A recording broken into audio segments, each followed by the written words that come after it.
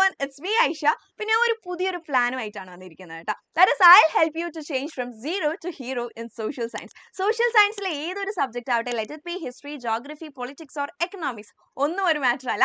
നിങ്ങൾക്ക് ഏത് ചാപ്റ്ററിന്റെ സമ്മറി ആണോ വേണ്ടത് ആ ഒരു കാര്യം നിങ്ങൾ താഴെ കമന്റ് ബോക്സിൽ അറിയിക്കുകയാണെങ്കിൽ I'll give you a quick summary of the chapter inclusive of all the important topics ഉണ്ടാവും. ഒപ്പം തന്നെ നിങ്ങൾക്ക് റിമെമ്പർ ചെയ്യാൻ പറ്റുന്ന രീതിയിൽ ക്വിക്ക് ഷോർട്ട് നോട്ട്സോട് കൂടിയായിരിക്കും നമ്മൾ എക്സ്പ്ലെയിൻ ചെയ്യുന്നത്.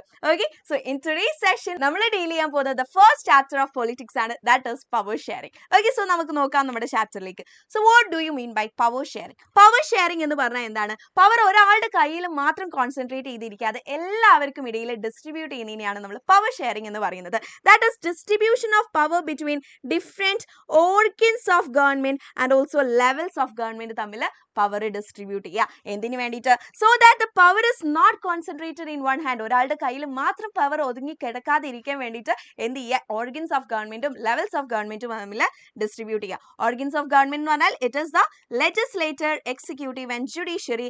ലെവൽസ് ഓഫ് ഗവൺമെന്റ് എന്ന് പറഞ്ഞാൽ we have central government, state government and local government ആണുള്ളത്. ഓക്കെ, സോ പവർ മെയിൻ ആയിട്ടും ഷെയർ ചെയ്യുന്നത് നമ്മുടെ ലെജിസ്ലേറ്ററും എക്സിക്യൂട്ടീവും ജുഡീഷ്യറിയും തമ്മിലാണ്. അതായത് ലെജിസ്ലേറ്റർ എന്ത് ചെയ്യുന്നുണ്ട്? ലോസ് മേക്ക് ചെയ്യാണ് ചെയ്യുന്നത്, മേക്കിംഗ് ദ ലോസ്. ഓക്കെ, ഇതാണ് ലെജിസ്ലേറ്ററിന്റെ ഡ്യൂട്ടി എന്ന് പറയുന്നത്. ദെൻ എക്സിക്യൂട്ടീവ് എന്ത് ചെയ്യുന്നു? അത് എക്സിക്യൂട്ട് ചെയ്യുന്നു. ആൻഡ് ജുഡീഷ്യറി ആണ് അത് ഇംപ്ലിമെന്റ് ചെയ്യുന്നത്, ചെക്ക് ചെയ്യുന്നത്. ഓക്കെ, സോ ഇവർക്കിടയിൽ നമ്മൾ എന്ത് ചെയ്യും? പവർ ഡിസ്ട്രിബ്യൂട്ട് ചെയ്യാണ് ചെയ്യുന്നത്. സോ എന്തുകൊണ്ടാണ് ഈ ഒരു പവർ ഷെയറിംഗ് ഇമ്പോർട്ടന്റ് ആയിട്ട് വരുന്നത്?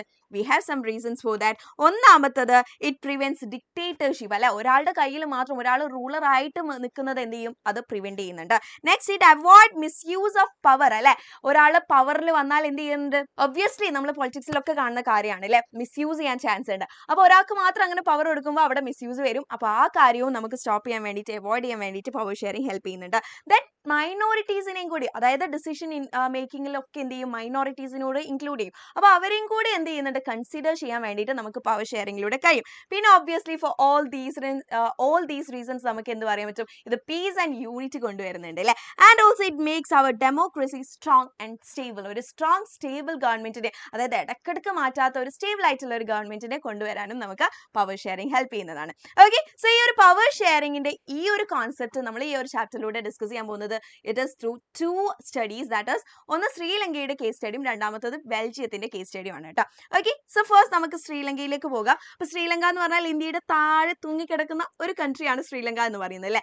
Just after India got independence in 1947, അവർക്ക് ഇൻഡിപെൻഡൻസ് കിട്ടിയത് 1948ലാണ്. എത്നിക് കമ്പോസിഷൻ നോക്കുകയാണെങ്കിൽ 74% ഓഫ് പീപ്പിളും സംസാരിക്കുന്നത് സിൻഹല ഭാഷയാണ്. ആൻഡ് ഓൾസോ അവർ ബിലോങ് ചെയ്യുന്നത് ബുദ്ധിസ്റ്റ് റിലീജിയനിലുമാണ് കേട്ടോ. ആൻഡ് 18% ആൾക്കാർ തമിഴാണ് സംസാരിക്കുന്നത്. അതിൽ ഇന്ത്യൻ തമിഴ്സും ഉണ്ട് ആൻഡ് ഓൾസോ ശ്രീലങ്കൻ തമിഴ്സും ആണ് ഉള്ളത്. അങ്ങനെ അവർക്ക് ഇൻഡിപെൻഡൻസ് കിട്ടിയതിന് ശേഷം അവർ എന്ത് ചെയ്യാൻ തുടങ്ങി? മെജോറിറ്റേറിയനിസം എന്ന് പറയുന്ന ഒരു മെഷർ ഫോളോ ചെയ്യാനാണ് തുടങ്ങിയത്. That is rule of majority ignoring the minority. അതായത് അവിടെ ആരാണോ മെജോറിറ്റി അവർ തന്നെ കാര്യങ്ങൾ ഡിസൈഡ് ചെയ്യുക. അങ്ങനെ ഒരു സിസ്റ്റമാണ് ഈ ഒരു മെജോറിറ്റേറിയനിസം കൊണ്ട് ഉദ്ദേശിക്കുന്നത്. ഇതാണ് നമ്മളുടെ ശ്രീലങ്കൻ പീപ്പിൾ ഫോളോ ചെയ്യാൻ തുടങ്ങിയത്. അപ്പോൾ ഒബ്വിയസ്ലി ഇവിടെ നോക്കുവാണെങ്കിൽ 74% സിൻഹല സ്പീക്കിംഗ് ആണ് അല്ലേ. അപ്പോൾ സിൻഹലക്കാർ എന്ത് ചെയ്തു? അവർ ഫുൾ സുപ്രീം പവർ ഏറ്റെടുക്കുകയാണ് ചെയ്തത്. മെജോറിറ്റേറിയനിസം എന്ന് പറയുന്ന ഈ ഒരു മെഷറിലൂടെ അവർക്ക് ഫുൾ പവറും കിട്ടുകയാണ് ചെയ്തത്. ഓക്കെ, അപ്പോൾ ഇവരുടെ മെജോറിറ്റേറിയൻ പോളിസി എന്താണെന്ന് വെച്ചാൽ 1956 എന്ത് സംഭവിക്കുകയാണ് ചെയ്തത്? സിൻഹലയെ ഒഫീഷ്യൽ ലാംഗ്വേജ് ആയിട്ട് ഡിക്ലെയർ ചെയ്തു. നെക്സ്റ്റ്, സിൻഹല പീപ്പിളിന് ഗവൺമെന്റ് ജോബ്സിലാണെങ്കിലും യൂണിവേഴ്സിറ്റീസിലാണെങ്കിലും അഡ്മിഷൻ ആണെങ്കിലും എല്ലാത്തിനും ആർക്ക് കൺസിഡറേഷൻ കിട്ടി? സിൻഹലക്ക് കിട്ടി. തമിഴിനെ അവർ ഇഗ്നോർ ചെയ്തു. And Buddhism gave special protection in the constitution. അവരുടെ കോൺസ്റ്റിറ്റ്യൂഷനിലും ആർക്കാണ് പ്രൊട്ടക്ഷൻ കൊടുത്തത്? ബുദ്ധിസമത്തിനാണ്, അതായത് സിൻഹല സ്പീക്കിംഗ് കമ്മ്യൂണിറ്റിക്കാണ്. ഓക്കെ, അപ്പൊ ഇതിന്റെ ഒരു ഔട്ട്കം എന്താ വന്നതെന്ന് വെച്ചാൽ തമിഴുകാർക്ക് ഭയങ്കര പ്രശ്നമായി. തമിഴ് ഗോട്ട്സ് ഡിസ്ക്രിമിനേറ്റഡ് അല്ലെ, അവരൊന്നിനും പരിഗണിക്കാതായി. അപ്പൊ അവരെന്ത് ചെയ്തു? അവർക്കും ഈക്വൽ റൈറ്റ്സ് വേണം, അവർക്കും റീജിയണൽ ഓട്ടോണമി വേണം എന്ന് ഡിമാൻഡ് ചെയ്യാൻ തുടങ്ങി. അങ്ങനെ ഈ ഡിമാൻഡ് ഒക്കെ ആര് റിജക്ട് ചെയ്യാണ് ചെയ്തത്? നമ്മൾ സിൻഹല സ്പീക്കിംഗ് കമ്മ്യൂണിറ്റി റിജക്ട് ചെയ്തു. And obviously it led to civil war. Civil war എപ്പോൾ നടക്കുകയാണ്? 1980s സിവിൽ വാറിലേക്ക് നയിക്കുകയാണ് ചെയ്തത്. ഓക്കെ, സോ ഇങ്ങനെ തൗസൻഡ്സ് ഓഫ് ഈ ഒരു സിവിൽ വാറിന്റെ ഭാഗമായിട്ട് thousands of people got killed and economy and society മൊത്തത്തിൽ എന്ത് ചെയ്തു? ശ്രീലങ്ക ഡാമേജ് ആയി. ആൻഡ് വാർ ഫൈനലി എൻഡ് ചെയ്തത് 2009ലാണ്. ഓക്കെ, സോ ഇവിടെ പവർ ഷെയർ ചെയ്യാത്തപ്പോൾ ഉള്ള ഒരു പ്രശ്നം നിങ്ങൾ മനസ്സിലായല്ലോ. നെക്സ്റ്റ് നമുക്ക് എന്ത് ചെയ്യാം? മറ്റൊരു കേസ് സ്റ്റഡി നോക്കാം. That is the case study of Belgium. Okay, അപ്പൊ ബെൽജിയത്തിന്റെ ക്യാപിറ്റൽ ആണ് നമ്മൾ ബ്രുസൽസ് എന്ന് പറയുന്നത്, ഒന്ന് ഓർത്ത് വെക്കുക. ഓക്കെ, അപ്പൊ ബെൽജിയത്തിലെ ഒരു എത്നിക് കോമ്പോസിഷൻ നോക്കുകയാണെങ്കിൽ അവിടെ 59% ആൾക്കാരും ഡച്ച് സ്പീക്കിംഗ് ആണ്. ആൻഡ് 40% ആൾക്കാർ ഫ്രഞ്ച് സ്പീക്കിംഗ് ആണ്. ഈ ഡച്ച് സ്പീക്കിംഗ് ആൾക്കാർ ഏതാ ഫ്ലെമിഷ് റീജിയനിലുള്ളതും ഈ ഫ്രഞ്ച് സ്പീക്കിംഗ് ആൾക്കാർ വെലോണിയ റീജിയനിലുള്ളതാണെന്നും ജസ്റ്റ് ഒന്ന് നോട്ട് ഡൗൺ ചെയ്ത് വെക്കണം കേട്ടോ. ഇനി ഇവരുടെ ക്യാപിറ്റൽ സിറ്റി ആയിട്ടുള്ള ബ്രസീൽസിലേക്ക് നോക്കുകയാണെങ്കിൽ 80% ഫ്രഞ്ചും 20% ഡച്ചുമാണ്. അപ്പോൾ French community was richer and powerful earlier. Okay, അപ്പോൾ അവിടെ ഫുൾ പവർഫുൾ ആയിട്ടുള്ള റിച്ചർ ആയിട്ടുള്ളത് ആരായിരുന്നു? ഫ്രഞ്ച് ആയിരുന്നു. ഈവൻ ദോ അവർ മൈനോറിറ്റി ആണെങ്കിൽ പോലും അവിടെ പവർഫുൾ ആയിട്ടുള്ളത് ഫ്രഞ്ച് ആയിരുന്നു. But Dutch community later become economically strong ആയിട്ട് മാറുകയാണ് ചെയ്തത്.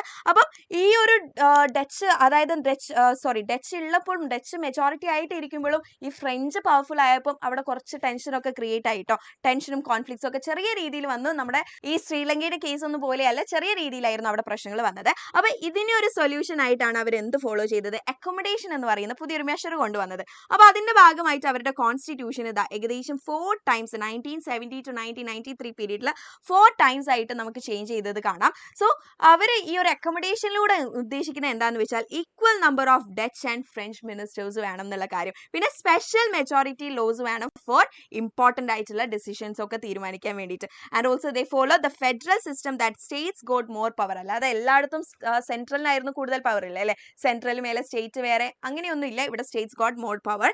ആൻഡ് സെപ്പറേറ്റ് ബ്രൂസൽസിൽ എന്തുണ്ടായിരുന്നു? ഗവൺമെന്റ് ഉണ്ടായിരുന്നു. Community government for culture, language and എഡ്യൂക്കേഷനും അവർക്ക് ഉണ്ടായിരുന്നു. അവർക്ക് കൾച്ചർ, ലാംഗ്വേജ്, എഡ്യൂക്കേഷൻ പർപ്പസിനൊക്കെ വേണ്ടിയിട്ട് ഒരു സ്പെഷ്യൽ കമ്മ്യൂണിറ്റി ഗവൺമെന്റ് ഉണ്ടായിരുന്നു. സോ ഇതിന്റെയൊക്കെ ഭാഗമായിട്ട് ഇവിടെയുള്ള ഈ ഒരു അക്കോമഡേഷൻ മെഷറിന്റെ ഭാഗമായിട്ട് അവിടെ എന്തുണ്ടായി? പീസ് ഉണ്ടായി, യൂണിറ്റി ഉണ്ടായി. ആൻഡ് ഓൾസോ ശ്രീലങ്ക പോലെ സിവിൽ വാർ ഒന്നും ഉണ്ടായില്ല. കുറച്ചുകൂടെ പീസ്ഫുൾ ആയിട്ടായിരുന്നു അവിടുത്തെ കാര്യങ്ങൾ പോയത്. അപ്പോൾ ഇവിടെ പവർ ഷെയർ ചെയ്തപ്പോൾ എന്ത് സംഭവിക്കുകയാണ് ചെയ്തത്? ഡച്ചിനെയും ഫ്രഞ്ചിനെയും ഈക്വൽ ആയിട്ട് ട്രീറ്റ് ചെയ്തപ്പോൾ അവിടെ ഒന്ന് കാം ആയിട്ട് ഒരു യുണൈറ്റഡ് നാഷൻ ആയിട്ട് നമുക്ക് മുമ്പോട്ട് കൊണ്ടുപോകുന്നതാണ് കാണാൻ സാധിച്ചത് അല്ലേ? So this is the case study of Belgium and Sri Lanka. Okay, yes. ഇനി നമ്മളോട് ചോദിക്കുന്നത് എന്തുകൊണ്ടാണ് ഈ പവർ ഷെയറിംഗ് ഡിസൈറബിൾ ആയത്? Why is power sharing desirable? It is one of the important question. അതിന് 2 കാരണങ്ങളാണുള്ളത്. ഒന്നാമത്തത് പ്രുഡൻഷ്യൽ റീസൺസും, രണ്ടാമത്തത് വി ഹാവ് മോറൽ റീസൺസും ആണുള്ളത്. ഓക്കെ, സോ പ്രുഡൻഷ്യൽ റീസണിൽ എന്താ പറയുന്നതെന്ന് വെച്ചാൽ it bring better outcomes. Okay, it bring better outcomes. Power share ചെയ്താൽ better outcomes കൊണ്ടുവരും. അതുകൊണ്ട് പവർ ഷെയറിംഗ് ഡിസൈറബിൾ ആണെന്നാണ് നമ്മുടെ പ്രുഡൻഷ്യൽ റീസൺ പറയുന്നത്. അതായത് സോഷ്യൽ കോൺഫ്ലിക്റ്റ് റെഡ്യൂസ് ചെയ്യുന്നുണ്ട്. ആളുകളെ എല്ലാവരെയും കൺസിഡർ ചെയ്യുന്നതുകൊണ്ട് സോഷ്യൽ കോൺഫ്ലിക്റ്റ് റെഡ്യൂസ് ചെയ്യാൻ കഴിയും. അതേപോലെ തന്നെ പൊളിറ്റിക്കൽ സ്റ്റെബിലിറ്റി കൊണ്ടുവരാൻ പറ്റും.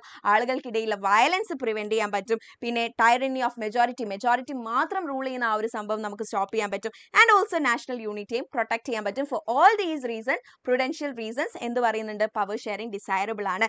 ഇറ്റ് ബ്രിങ് ബെറ്റർ ഔട്ട്കംസ് എന്നാണ് പറയുന്നത്. ഇനി മോറൽ റീസൺസിലേക്ക് നോക്കുകയാണെങ്കിൽ they say that power sharing is the spirit of democracy. Okay, അപ്പം മാച്ച് ദ ഫോളോയിങ് അല്ലെങ്കിൽ ഫിൽ ഇൻ ദ ബ്ലാങ്ക്സ് ക്വസ്റ്റ്യനിലൊക്കെ കാണാറുണ്ട് ഈ ഒരു സ്പിരിറ്റ് ഓഫ് ഡെമോക്രസിയും ബ്രിങ് ബെറ്റർ ഔട്ട്കംസും. അപ്പോൾ ഏത് റീസൺ ആണെന്ന് കൃത്യമായിട്ട് പഠിച്ചു വെക്കാം. Okay, and also it people affected by decision must have a say. അല്ലെ, അത് ആരെയാണോ അഫക്റ്റ് ചെയ്യുന്നത് അവർക്ക് എന്ത് ചെയ്യാൻ പറ്റും? തിരിച്ച് റെസ്പോണ്ട് ചെയ്യാനുള്ള ഒരു ചാൻസ് കൂടെ ഈ ഒരു പവർ ഷെയറിംഗ് പ്രൊവൈഡ് ചെയ്യുന്നുണ്ട്. And also it increased public participation. എല്ലാവരെയും ഇൻക്ലൂസീവ് ആയിട്ടാണ് നമ്മൾ ഓരോ മേജർ ഡിസിഷൻസും പോളിസീസും ഒക്കെ ഇംപ്ലിമെന്റ് ചെയ്യുന്നത് അല്ലേ? And also makes A government legitimate ആക്കാനും സഹായിക്കുന്നുണ്ട്. So for all these reasons whether it is Prudential reason or moral reason power sharing desirable ആണെന്നാണ് നമുക്ക് മനസ്സിലാക്കാൻ പറ്റുന്നത്. Okay, and the last topic of the chapter is that is the forms of power sharing. Main ആയിട്ട് നമുക്ക് 4 forms of power sharing ആണുള്ളത്. Horizontal distribution of power sharing, vertical division of power sharing among social group, power sharing through political parties and pressure groups. Okay, അപ്പോൾ ഇത് 4 എണ്ണം കൂടെ പഠിച്ചാൽ നമ്മുടെ chapter set ആണ്. സോ ഫസ്റ്റ് വണ്ണിലേക്ക് നോക്കാം. ഹൊറിസോണ്ടൽ ഡിവിഷൻ ഓഫ് പവർ എന്ന് പറഞ്ഞാൽ ഇതല്ലേ ഹൊറിസോണ്ടൽ ലൈന്. അതായത് ഇവിടെ ആരൊക്കെ ഉണ്ട്? ലെജിസ്ലേച്ചർ, എക്സിക്യൂട്ടീവ് ആൻഡ് ജുഡീഷ്യറി ഉണ്ട്. ഇവർക്ക് 3 ആൾക്കും പല ഡ്യൂട്ടീസ് ആണുള്ളത്. പക്ഷെ സെയിം പവർ ആണ് ഇവർ എൻജോയ് ചെയ്യുന്നത് കേട്ടോ. ദാറ്റ് ഈസ് ഇതിനെ എന്ത് നമ്മൾ പറയുന്നുണ്ട്? System of checks of balances എന്നാണ് പറയുന്നത്. ചെക്സ് ആൻഡ് ബാലൻസസ് എന്നാണ് പറയുന്നത്. അതും ഒരു 1 വേർഡ് മാർക്കിനുള്ള ക്വസ്റ്റ്യൻ ആണ്.